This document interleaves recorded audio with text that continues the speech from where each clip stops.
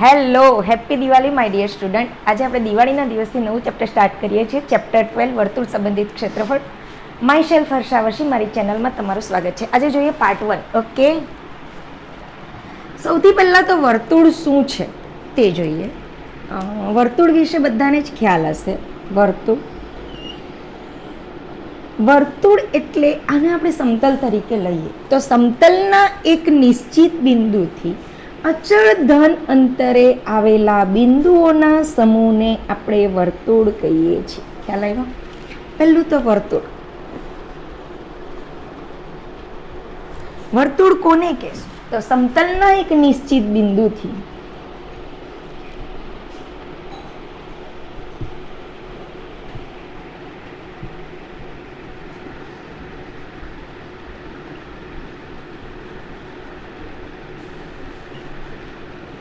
અચળ ધન અંતરે આવેલા બિંદુઓના સમૂહ. આટલેથી આટલું અંતર દરેક જગ્યાએ કેવું હશે?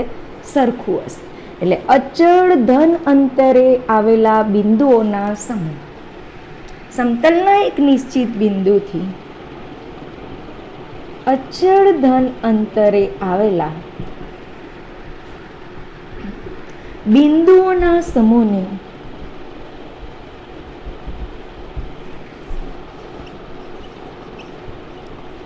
વર્તુળ કહેવાય છે.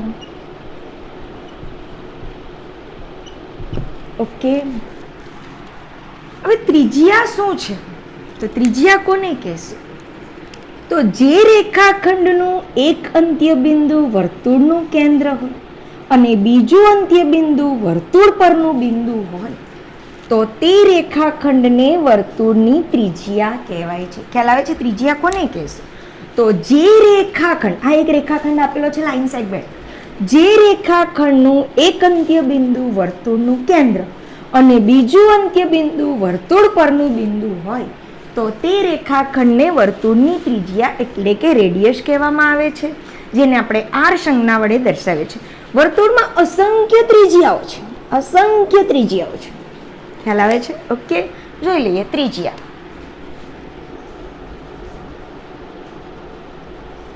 જે રેખાખંડનું એક અંત્ય બિંદુ વર્તુળનું કેન્દ્ર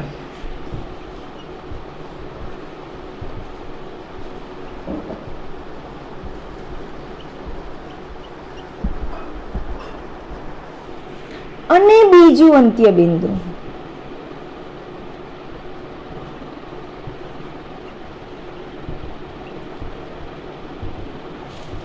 વર્તુળ પરનું બિંદુ હોય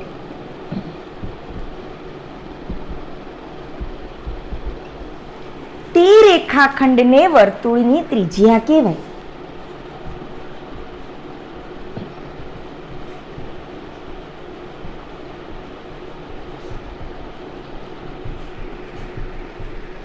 ઓકે, આ તો બધાને ખ્યાલ જ છે, એકદમ બેઝિક કોન્સેપ્ટ છે. ઓકે, જોઈ લે. હવે આપણે જોઈશું જીવા.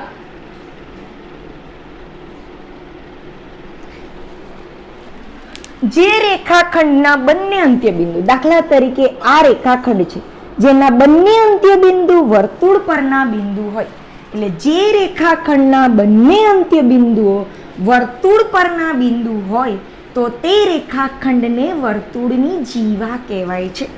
જોઈ લઈએ જીવા.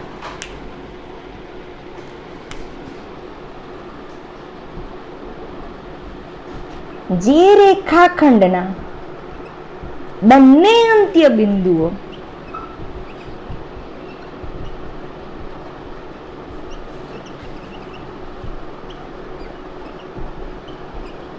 વર્તુળ પરના બિંદુઓ હોય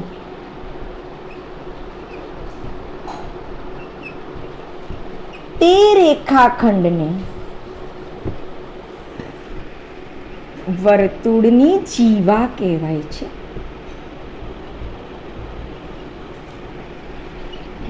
ઓકે, હવે કેન્દ્રમાંથી પસાર થતી જીવા, દાખલા તરીકે વર્તુળનું સેન્ટર આ છે, વર્તુળનું કેન્દ્ર, તો કેન્દ્રમાંથી પસાર થતી જીવા એ પણ અસંખ્ય હોઈ શકશે.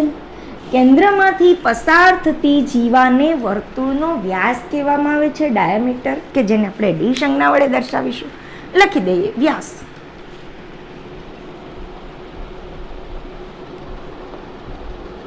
વર્તુળના કેન્દ્રમાંથી પસાર થતી જીવાને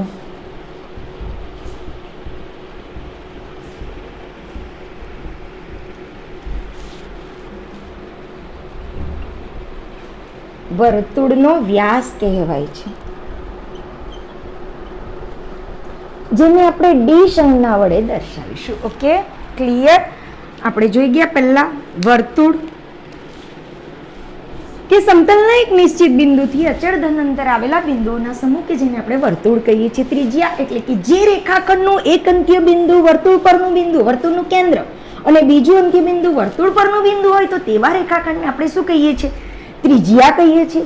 જીવા એટલે કે જે વ્યાસ એ પણ એક જીવા જ છે કે જે રેખાખંડના બંને અંત્ય બિંદુ વર્તુળ પર જ આવેલા હોય તો તેવા રેખાખંડને આપણે શું કહીશું? જીવા કહીશું. અને વ્યાસ એટલે વર્તુળના કેન્દ્રમાંથી પસાર થતી જીવા, અને વર્તુળની સૌથી મોટામાં મોટી જીવા એ પણ શું છે? વ્યાસ છે. વ્યાસ એટલે કે ડાયામીટર, જેને ડી સંજ્ઞા વડે દર્શાવીએ છીએ. ઓકે, જોઈ લઈએ આગળ, નોટ ડાઉન કરી લેજો. આ એકદમ બેઝિક કોન્સેપ્ટ છે કે જેને અત્યાર સુધી વર્તુળમાં કંઈ જ ખ્યાલ નહીં હશે તેને પણ ખબર પડી જશે, અને આ કોન્સેપ્ટ ક્લિયર હશે તો જ તમને આગળનું ખબર પડશે ક્ષેત્રફળ કઈ રીતે લઈશું. ઓકે, જોઈ લઈએ. હવે આપણે જોઈશું વર્તુળનો પરિઘ. આ એક કેન્દ્ર છે, કેન્દ્રથી આ વર્તુળ આપણે દોરી દીધું. વર્તુળની પરિમિતિ આપણે ચોરસની લઈએ, લંબચોરસની લઈએ તો તેને આપણે માપી શકીએ છીએ સ્કેલ વડે. હવે વર્તુળની પરિમિતિને આપણે માપી શકતા? હા, માપી શકીએ. તમે દોરો કે તારમાંથી કોઈક વર્તુળ બનાવો અને તેને ખોલીને તમે સીધું સ્કેલ પર મૂકી શકો તો તમે કહી શકો, પણ એને માપવું હોય તો તેના માટેનું સૂત્ર છે વર્તુળની પરિમિતિને વર્તુળનો પરિઘ કહેવાય. પરિમિતિ એટલે બધી બાજુના માપનો સરવાળો, પણ અહીંયા બધી બાજુ નથી, આ સર્કલ છે. એટલે પરિઘ શું છે? વર્તુળનો પરિઘ શું છે? પરિઘ વર્તુળની પરિમિતિને વર્તુળનો પરિઘ કહેવાય.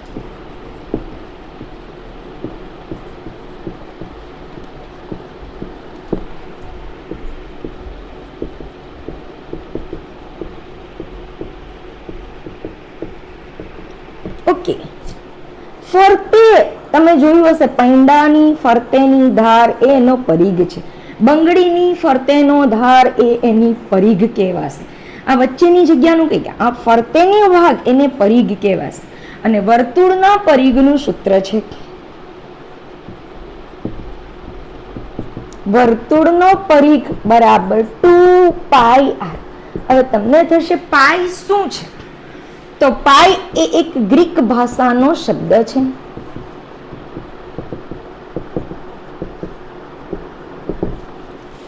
એક અસમય સંખ્યા છે. પાઈ એક અસમય સંખ્યા છે, પરંતુ આપણે એનું આસન્ન મૂલ્ય દાખલા ગણવામાં સરળતા રહે એટલા માટે પાઈની વેલ્યુ કાં 22/7, 22 સપ્તમાંશ અથવા 3.14 લેવામાં આવે છે. હવે પાઈ શું છે? તો પરિઘ અને વ્યાસ એ બેનો ગુણોત્તર લેશું. દાખલા તરીકે વર્તુળનો પરિઘ ના છેદમાં વર્તુળનો વ્યાસ. વર્તુળનો પરિઘ એટલે 2πr. વર્તુળનો વ્યાસ, ઓકે, આ એક જરાક જોઈ લેજો. કેન્દ્રમાંથી પસાર થતી જીવા જેને આપણે વ્યાસ કહીએ. વ્યાસને આપણે ડી સંજ્ઞા ડાયામીટર એટલે ડી સંજ્ઞા વડે દર્શાવીશું. તો ડી બરાબર આ વર્તુળની ત્રિજ્યા r છે. r પ્લસ r એટલે વર્તુળનો વ્યાસ 2r, 2 ગુણ્યા ત્રિજ્યા. તો વર્તુળના વ્યાસને અહીંયા 2r વડે દર્શાવીશું. r અને r જશે, 2 અને 2 જશે, પાઈ આવશે. એટલે વર્તુળનો પરિઘ અને વર્તુળના વ્યાસના ગુણોત્તરને અચળ મળે છે, જેને આપણે પાઈ વડે દર્શાવીએ છીએ. ઓકે, પાઈ એ ગ્રીક ભાષાનો શબ્દ છે. દાખલાની અંદર આપણે એની વેલ્યુ આ લેશું. હવે ત્રિજ્યા જે છે ત્રિજ્યા જે છે r, રેડિયસ કે જેને આપણે r વડે દર્શાવીએ છીએ, જે વર્તુળના કેન્દ્રથી વર્તુળ પરનો બિંદુ આટલો જે રેખાખંડ કે જેને આપણે ત્રિજ્યા કહીએ છીએ, એ ત્રિજ્યા એ વ્યાસ કરતા કેવી હશે? અડધી. એટલે r is equal to d/2. વ્યાસ બરાબર 2 ગુણ્યા ત્રિજ્યા અને ત્રિજ્યા બરાબર વ્યાસ ભાગ્યા 2. આ બંને સૂત્ર પણ યાદ રાખજો. વર્તુળનો પરિઘ એટલે 2πr. હવે એને આધારે 2r ઇઝ ઇક્વલ ટુ આપણે શું લખીએ છીએ? d. તો અથવા πd તરીકે પણ લઈ શકાય. આ બંને સૂત્ર આપણે વર્તુળના પરિઘના લેશું. એટલે વર્તુળનો પરિઘ બરાબર 2πr અથવા πd અને વર્તુળનો વ્યાસ એટલે કે 2r 2 ગુણ્યા ત્રિજ્યા, વર્તુળની ત્રિજ્યા એટલે કે વ્યાસ ભાગ્યા 2. તમને કોઈક વાર કીધું હોય કે વર્તુળાકાર પ્લોટ છે તેની ફરતે વાડ કરવાની છે. ફરતે વાડ કરવાની હશે તો આપણે શું શોધશું? વર્તુળનો પરિઘ શોધશું. તમને એવું કીધું હોય કે બંગડીની ફરતે કોઈક ધાતુની અથવા કોઈ પણ સોનાની ચીપ લગાવી છે તો તેના માટે પણ આપણે શું શોધશું? પરિઘ શોધશું. વર્તુળની પરિમિતિ એટલે વર્તુળનો પરિઘ કહેવાશે. મતલબ તમને કોઈ રાઉન્ડ ચાદર છે, સોરી કલર બોલાઈ ગયો, રાઉન્ડ ચાદર છે, તમારી વર્તુળાકાર ચાદર છે, હવે એની ફરતે ઝૂલ કરવી છે તો તમે શું શોધશો? એનો પરિઘ શોધશો. એટલે પરિઘ ક્યારે શોધશું? જ્યારે ફરતે કામ કરવાનું હોય, એની કિનારી ઉપર કામ કરવાનું, એની ધાર ઉપર કામ કરવાનું હોય તો તમે શું શોધશો? પરિઘ શોધશો. ખ્યાલ આવે છે?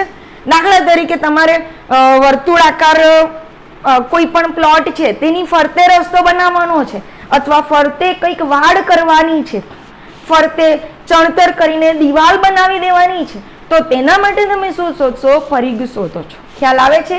મતલબ જ્યારે પણ ફરતે કામ કરવાનું હશે ત્યારે તમે પરિઘ શોધો. Okay, clear? આગળ જઈએ.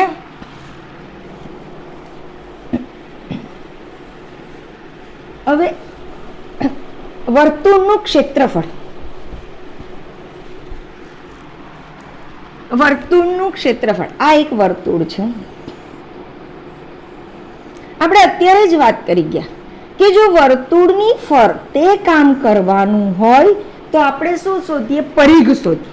પણ તમને એવું કીધું કે વર્તુળાકાર પ્લોટની અંદર મારે ખેડવું છે, મતલબ વચ્ચે કામ કરવું છે આ એરિયામાં, તો અહીં શું કહીશું? વર્તુળનું ક્ષેત્રફળ. આ ભાગ વર્તુળાકાર ભાગ કવર કરે છે તેને વર્તુળનું ક્ષેત્રફળ કહેશું. તો વર્તુળના ક્ષેત્રફળનું સૂત્ર છે વર્તુળનું ક્ષેત્રફળ બરાબર πr². r એટલે ત્રિજ્યા, પાઈ ગ્રીક ભાષાનો શબ્દ છે, ખબર છે? ઓકે, તમને હવે એ સિવાયનું સૂત્ર આપું તો તમે r is equal to d/2, ત્રિજ્યા બરાબર વ્યાસ ભાગ્યા 2 તમે જોઈએ અત્યારે જ. તો અહીંયા પાઈ કૌંસની અંદર r ની જગ્યાએ d/2 લખી દેવો, એનો સ્ક્વેર.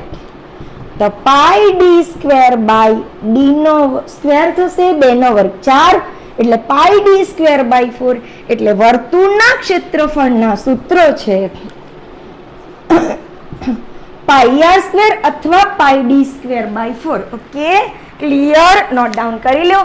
હવે મારે વર્તુળને બે પરસ્પર લંબ વ્યાસ દોરી દઉં. પહેલા એક વ્યાસ દોરું. ચલો, સેન્ટરમાંથી પસાર થતી જીવા કે જેને આપણે વર્તુળનો વ્યાસ કહીએ, તો વર્તુળનો વ્યાસ એ વર્તુળને બે સરખા ભાગમાં વિભાજિત કરી નાખે છે. તો મને આટલો જ એક પાર્ટ મળે છે, તેને આપણે શું કહીશું? અર્ધવર્તુળ કહેવામાં આવે છે. ચલો, હવે અર્ધવર્તુળનું ક્ષેત્રફળ શું થશે? અર્ધવર્તુળનું ક્ષેત્રફળ જોઈ લઈએ.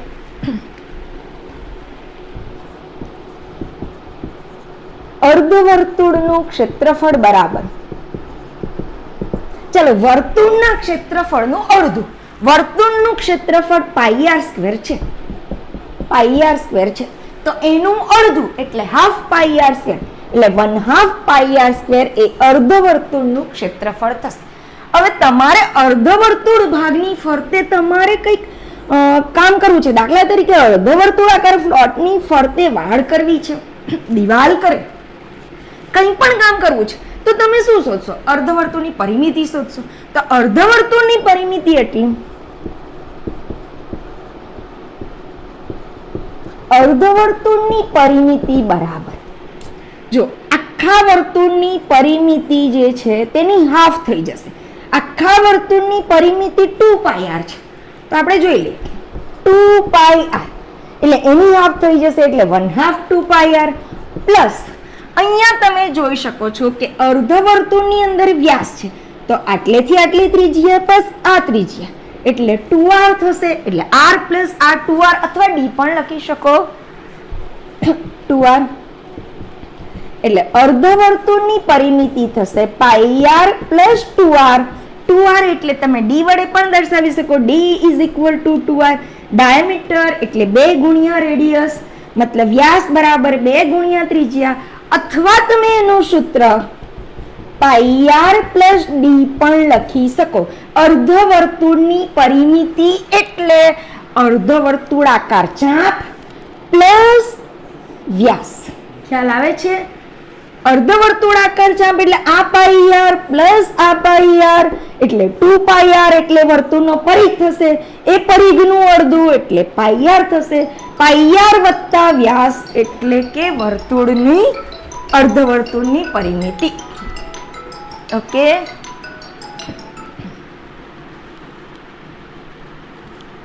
જોઈ લઈએ અર્ધવર્તુળની પરિમિતિ શું છે તે ખ્યાલ આવી ગયો હશે અર્ધવર્તુળની પરિમિતિ એટલે આ અર્ધવર્તુળાકાર ચાપ એટલે જે πr થયું પ્લસ વ્યાસ એટલે πr પ્લસ d અથવા 2r કોઈ પણ લખી શકો જોઈ લઈએ આગળ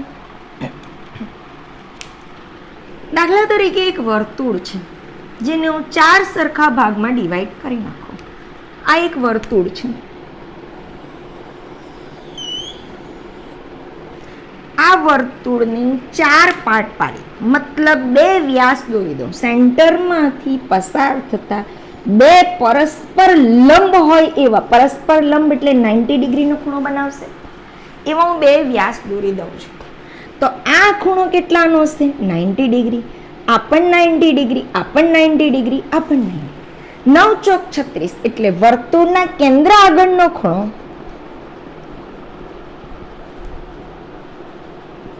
વર્તુળના કેન્દ્ર આગળના ખૂણાનું માપ બરાબર 360 અંશ આ ખાસ યાદ રાખજો વર્તુળના કેન્દ્ર આગળના ખૂણાનું માપ એટલે 360 અંશ હવે તમે વર્તુળના 4 સરખા ભાગ કર્યા અને તમને એવું પૂછેલું હોય કે વર્તુળના ચતુર્થાંશ ભાગનું ક્ષેત્રફળ કેટલું શું પૂછેલું હોય વર્તુળના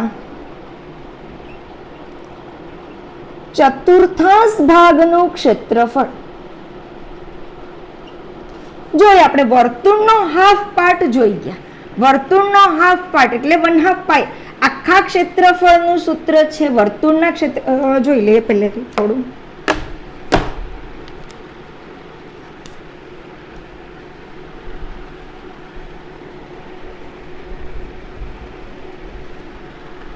જો તમે વર્તુળનું ક્ષેત્રફળ આખા વર્તુળનું ક્ષેત્રફળ એટલે πr² થશે આખા વર્તુળનું ક્ષેત્રફળ πr². હવે એનો અડધો પાર્ટ હોય એટલે અર્ધવર્તુળનું ક્ષેત્રફળ એટલે 1/2 πr². તો આના પરથી ખ્યાલ આવી જશે કે આ ચોથો ભાગ માત્ર આટલો ભાગ લેવાનો છે આપણે આટલો ભાગ લેવાનો છે એટલે આખા વર્તુળનો 1/4 પાર્ટ થશે આ 4 સરખા ભાગ કરેલા તેમાંનો એક ભાગ લેશું 1/4 પાર્ટ એટલે એનું ક્ષેત્રફળ પણ કેટલું થશે 1/4 થશે એટલે ચતુર્થાંશ ભાગનું ક્ષેત્રફળ વર્તુળના ચતુર્થાંશ ભાગનું ક્ષેત્રફળ બરાબર 1/4 πr². ઓકે આખા વર્તુળના ક્ષેત્રફળનો ચોથો ભાગ એટલે ચતુર્થાંશ ભાગનું ક્ષેત્રફળ વર્તુળના કેન્દ્ર આગળના ખૂણાનું માપ 360 અંશ છે ખૂણાને આપણે થીટા સંજ્ઞા વડે દર્શાવીશું આલ્ફા બીટા પણ લઈ શકાય. ઓકે હવે આપણે જોઈએ કંકણાકાર ભાગ. કંકણાકાર ભાગ શું છે આ સૂત્રને નોટ ડાઉન કરતા રહેજો એકદમ બેઝિકથી જોઈએ છીએ આપણે અને કંઈ પણ તકલીફ હોય તો મને કોમેન્ટ કરી શકો કોમેન્ટ બોક્સની અંદર તમને સોલ્યુશન મળી જશે. ઓકે દાખલા તરીકે સમકેન્દ્રી 2 વર્તુળ આપેલા છે નાના વર્તુળની ત્રિજ્યાને આપણે સ્મોલ આર વડે દર્શાવીએ, મોટા વર્તુળની ત્રિજ્યાને આપણે કેપિટલ આર વડે દર્શાવીએ. અને તમને એવું કીધું કે કંકણાકાર ભાગનું ક્ષેત્રફળ શોધો. તો બેટા કંકણાકાર ભાગ કોને કહેવાશે? તો આ નાના વર્તુળ અને મોટા વર્તુળની જે વચ્ચેનો જે ઘેરાયેલો ભાગ જે છે તમને આ દેખાય છે, આખો પાર્ટ જે છે તેને કંકણાકાર ભાગ કહેવામાં આવે છે. આ કંકણાકાર ભાગ છે, આ બેની વચ્ચેનો પાર્ટ, એટલે આ પાર્ટ જે છે એ કંકણાકાર ભાગ છે. તો કંકણાકાર ભાગનું ક્ષેત્રફળ બરાબર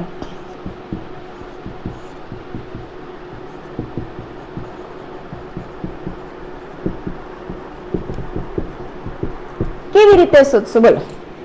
મોટા વર્તુળના ક્ષેત્રફળમાંથી નાના વર્તુળનું ક્ષેત્રફળ બાદ કરો તો તમને ફરતેનો ભાગ મળશે. તો શું લખીશું? મોટા વર્તુળનું ક્ષેત્રફળ તમારું કેટલું થશે?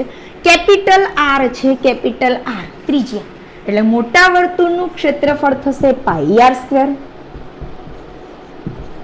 માઇનસ નાના વર્તુળનું ક્ષેત્રફળ એની ત્રિજ્યા કેટલી છે? સ્મોલ આર છે, તો નાના વર્તુળનું ક્ષેત્રફળ થશે સ્મોલ પાઈ આર સ્ક્વેર.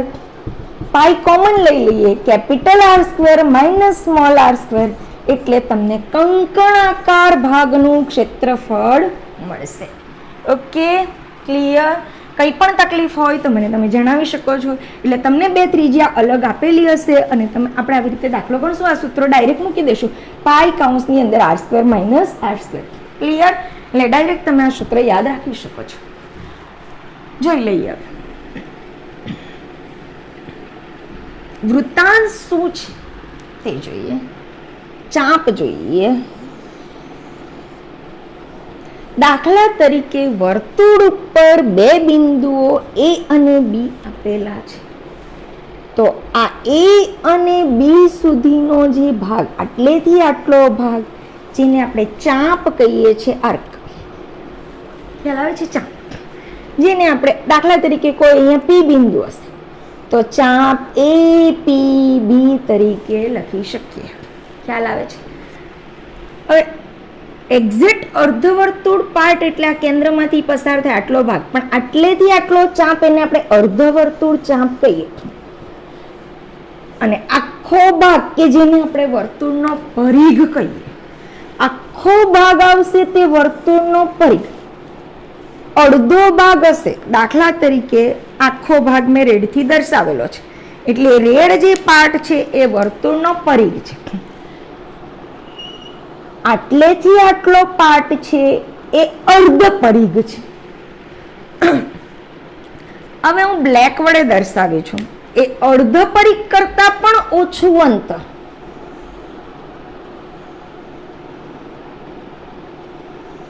એને આપણે લઘુ ચાપ કહીશું.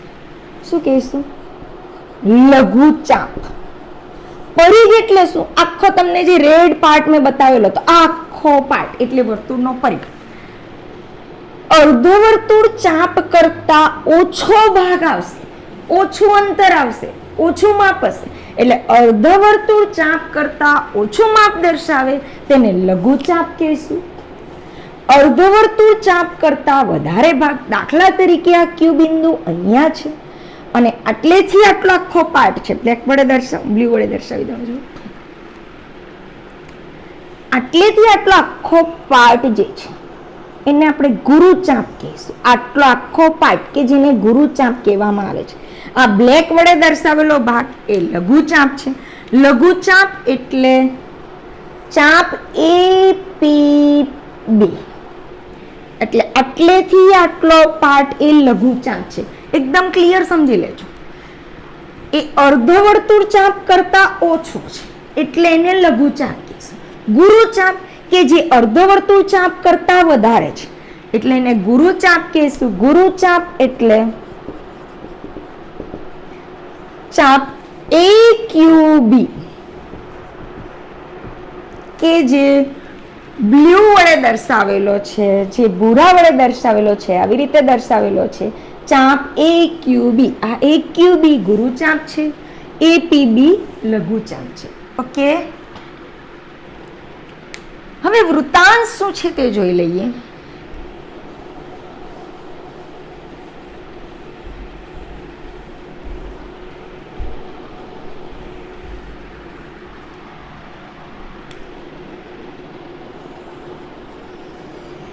આ એક વર્તુળ છે.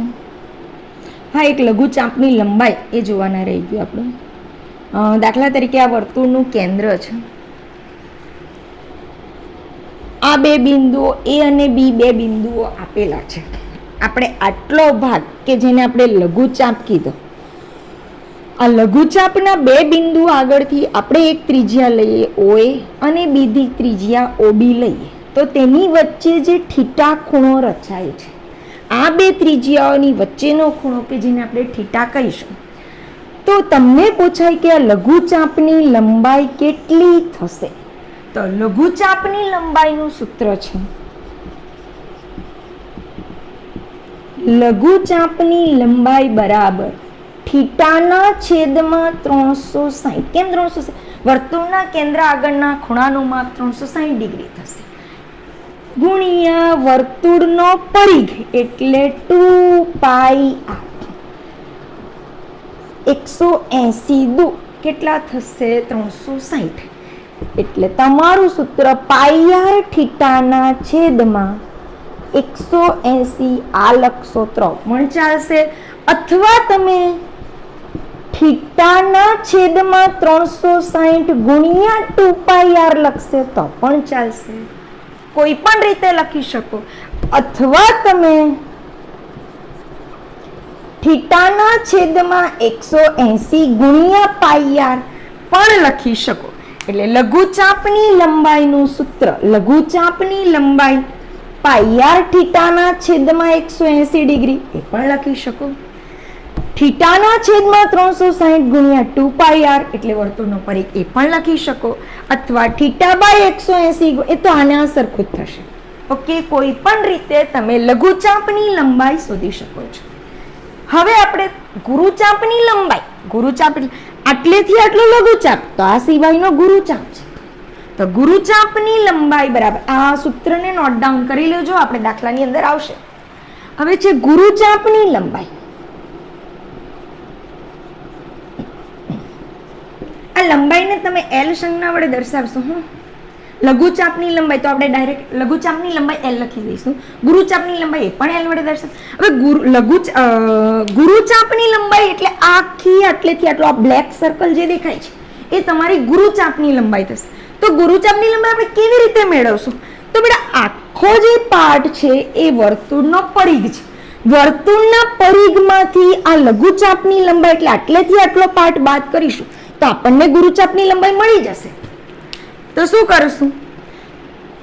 ગુરુચાપની લંબાઈ બરાબર વર્તુળનો પરિઘ માઇનસ લઘુચાપની લંબાઈ.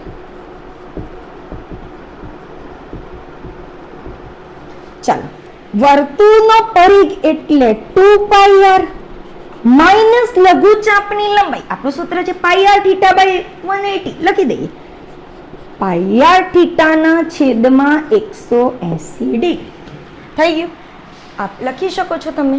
એટલે ગુરુચાપની લંબાઈ બરાબર વર્તુળનો પરિઘ, આખા પરિઘમાંથી લઘુચાપની લંબાઈ આટલી બાદ કરશો તો આ જે પાર્ટ મળે છે એ ગુરુચાપની લંબાઈ. એટલે ગુરુચાપની લંબાઈ બરાબર 2πr માઇનસ πr થીટાના છેદમાં 180. આજે આપણે બધા સૂત્રો જોઈ લેશું, બધા ધ્યાન આપજો. ઓકે, હવે તમને એવું કીધું આટલેથી આટલો પાર્ટ જે છે જોઈ લઈએ. આ જે પાર્ટ મળે છે તેને વૃત્તાંશ કહેવામાં આવે છે. બે ત્રિજ્યાઓ વડે ઘેરાયેલો જે ભાગ છે, ત્રિજ્યા અને ચાપ વડે ઘેરાયેલો ભાગ કે જેને આપણે વૃત્તાંશ કહીશું. એટલે આટલો આખો પાર્ટ કે જેને આપણે વૃત્તાંશ કહીશું.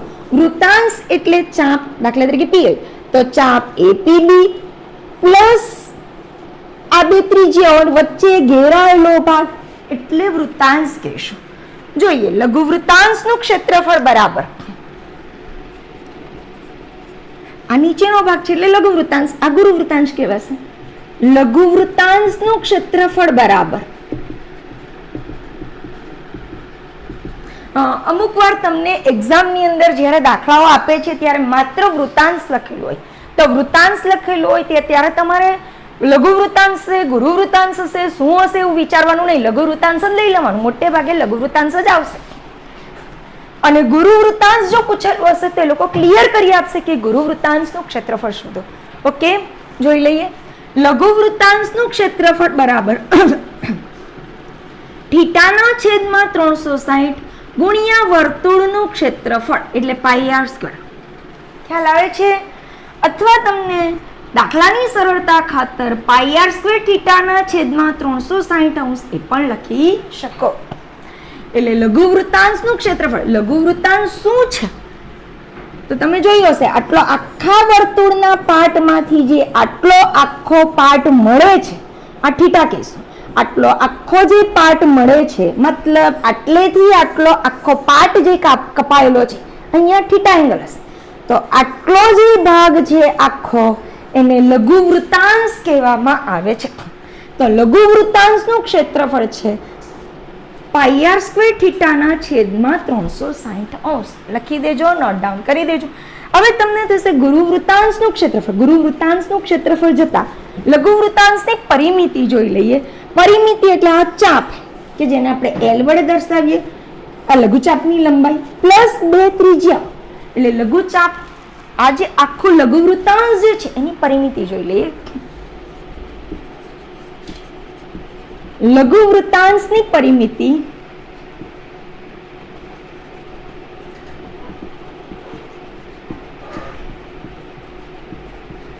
લઘુ વૃત્તાંશની પરિમિતિ એટલે આ ચાપ એપીબી એટલે લઘુચાપની લંબાઈ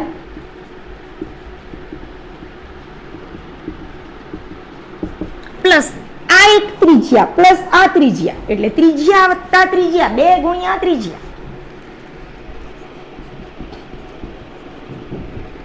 ચાલો, લઘુચાપની લંબાઈનું સૂત્ર આપણું કયું આવેલું છે? પાઈ આર થીટાના છેદમાં 180 અથવા થીટા બાય 180 ગુણ્યા પાઈ આર, કોઈ પણ રીતે લખી શકો. પાઈ આર થીટાના છેદમાં 180 પ્લસ 2 ગુણ્યા ત્રિજ્યા એટલે 2r અથવા d ગમે તે લખી દેવો. ઓકે, લઘુચાપની લંબાઈ કે જેને આપણે એલ વડે દર્શાવીએ અને 2 ત્રિજ્યા, આ બેના સરવાળાને આપણે લઘુ વૃત્તાંશની પરિમિતિ કહીશું. ઓકે, હવે થશે ગુરુ વૃત્તાંશનું ક્ષેત્રફળ કેટલું થશે? તો ગુરુ વૃત્તાંશનું ક્ષેત્રફળ, ગુરુ વૃત્તાંશ એટલે કયો પાર્ટ આવશે બોલો?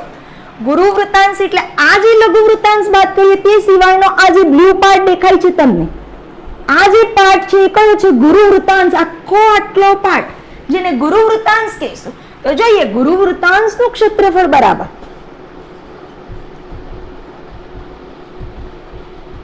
ગુરુ વૃત્તાંશનું ક્ષેત્રફળ બરાબર આખા વર્તુળના ક્ષેત્રફળ. આખો જે ફરતે ઘેરાયેલો ભાગ એટલે વર્તુળનું ક્ષેત્રફળ. ગુજરાતીમાં પહેલા સમજાય દો. વર્તુળનું ક્ષેત્રફળ માઇનસ આ લઘુ વૃત્તાંશ. આ રેડ પાર્ટ દેખાય છે ને પીઝાનો ટુકડો, તો બસ આટલો કટ કરી નાખો એટલે આટલું આખું ગુરુ વૃત્તાંશ થઈ ગયું. માઇનસ અને માઇનસ કરી નાખ્યું એટલે વર્તુળનું ક્ષેત્રફળ માઇનસ લઘુ વૃત્તાંશનું ક્ષેત્રફળ. ચાલો, વર્તુળનું ક્ષેત્રફળ આખું એટલે પાઈ આર સ્ક્વેર લખશું માઇનસ લઘુ વૃત્તાંશનું ક્ષેત્રફળ. લઘુ વૃત્તાંશનું ક્ષેત્રફળ આટલું કટ કરી નાખો. લઘુ વૃત્તાંશનું ક્ષેત્રફળ કેટલું છે? થીટા બાય 360 ગુણ્યા પાઈ આર સ્ક્વેર લખી શકો, અથવા એક્ઝામમાં સરળતા ખાતર આપણે શું લખશું? પાઈ આર સ્ક્વેર થીટા બાય 360 એટલે થીટા બાય 360 ગુણ્યા પાઈ આર સ્ક્વેર સેમ જ થશે. એટલે આખા વર્તુળના ક્ષેત્રફળમાંથી લઘુ વૃત્તાંશ કાઢી નાખો તો તમને ગુરુ વૃત્તાંશનું ક્ષેત્રફળ મળશે. Okay, clear? હવે લઘુ વૃત્તખંડ ગુરુ વૃત્તખંડ જોઈ લઈએ. કંઈ પણ તકલીફ હોય તો મને કોમેન્ટ કરીને જણાવજો, હું આન્સર આપીશ. પણ મહેરબાની કરીને આ દરેક સૂત્રો યાદ રાખજો, કોન્સેપ્ચ્યુઅલી યાદ રાખજો, એમ જ ગોખતા નહીં. ઓકે, લઘુ વૃત્તખંડ શું છે? તો આ એક વર્તુળ છે, આ વર્તુળનું સેન્ટર છે, કેન્દ્ર. આપણે આ બે ત્રિજ્યા દોરી દીધી તો અહીંયા જે એંગલ રચાય છે એ થીટા છે. ઓકે, ચલો, આટલો પાર્ટને આપણે શું કહેતા હતા? આખો પીઝાનો રોટલો હોય તેમાંથી એક ટુકડો લઈ લઈએ. શું લઈએ આપણે? વૃત્તાંશ લઈએ. તો આટલો આખો પાર્ટ એ શું છે? વૃત્તાંશ છે. તો આ જે વૃત્તાંશને આપણે અહીંયા આ બે બિંદુઓ એ અને બી બિંદુ પાસે આપણે એક જીવા દોરી દીધી. તો આ જીવાથી આટલો જે પાર્ટ રચાય છે, આ રેડ કલરનું દેખાય છે આટલો પાર્ટ, અને કહેતા હોય તો બોર્ડર બને આટલેથી આટલો પાર્ટ, આખો વચ્ચેનો આ જે ઘેરાયેલો ભાગ છે આને શું કહીશું આપણે? લઘુ વૃત્તખંડ. એ સિવાયનો ભાગ એટલે ગુરુ વૃત્તખંડ. ઓકે, લઘુ વૃત્તખંડનું ક્ષેત્રફળ.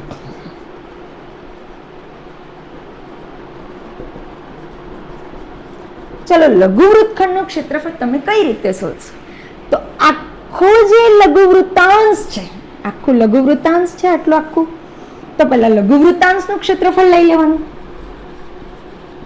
લઘુ વૃત્તાંશનું ક્ષેત્રફળ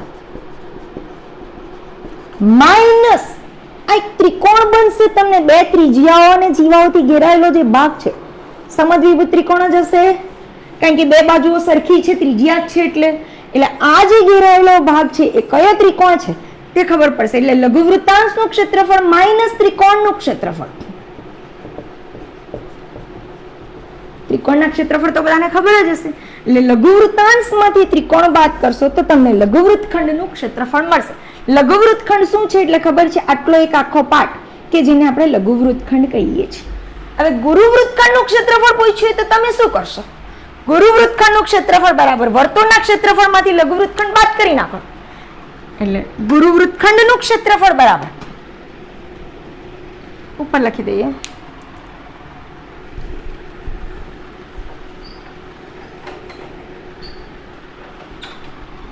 હા, તમને એવું થશે કે અહીંયા લઘુ વૃત્તાંશના ક્ષેત્રફળ માઇનસ ત્રિકોણનું લખ્યું. લઘુ વૃત્તાંશનું ક્ષેત્રફળ એટલે πr²θ/360 છે, પણ ત્રિકોણના ક્ષેત્રફળ નહીં. ત્રિકોણનું ક્ષેત્રફળ જો સમબાજુ ત્રિકોણ હશે તો તેના ક્ષેત્રફળનું સૂત્ર √3/4 ગુણ્યા બાજુનો વર્ગ આવશે. હવે કાટકોણ ત્રિકોણ હશે તો 1/2 પાયો ગુણ્યા, મતલબ ત્રિકોણને આધારે અહીંયા ક્ષેત્રફળ આવશે. એટલા માટે મેં અહીંયા લખ્યું નથી. એટલે ત્રિકોણ કયો છે, થીટા કયો છે એના આધારે, દાખલા તરીકે થીટા 60 ડિગ્રી હશે, અહીંયા 60 અંશ હશે, તો આ બે બાજુ સરખી છે, બાકીના ખૂણા પણ 60 ના થશે, એટલે સમબાજુ ત્રિકોણ થઈ જશે. જો થીટા અહીંયા 90 ડિગ્રીનો હશે તો કાટકોણ ત્રિકોણનું ક્ષેત્રફળ મૂકીશું.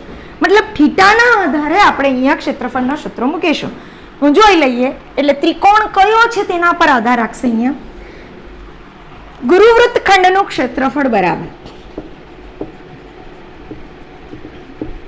ગુરુ વૃત્તખંડનું ક્ષેત્રફળ બરાબર વર્તુળનું ક્ષેત્રફળ. આખા વર્તુળના ક્ષેત્રફળમાંથી લઘુ વૃત્તખંડ કટ કરી નાખો તો આટલો આખો જે પાર્ટ મળે છે એ ગુરુ વૃત્તખંડ મળે છે. આટલો આખો જે પાર્ટ જે છે એ ગુરુ વૃત્તખંડ. તો લખી દઈએ વર્તુળનું ક્ષેત્રફળ માઇનસ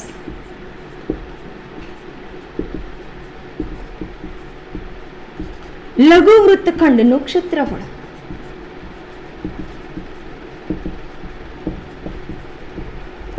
ઓકે, ક્લિયર? કંઈ પણ તકલીફ હોય તો મને કોમેન્ટ બોક્સની અંદર કોમેન્ટ કરીને જણાવી શકો. અને હા, જો મારો વિડીયો ગમે તો તેને લાઈક કરજો, તમારા મિત્રો સાથે શેર કરજો. જો ચેનલ પર નવા હો તો ચેનલને સબસ્ક્રાઈબ કરજો. Okay, thank you. Happy Diwali.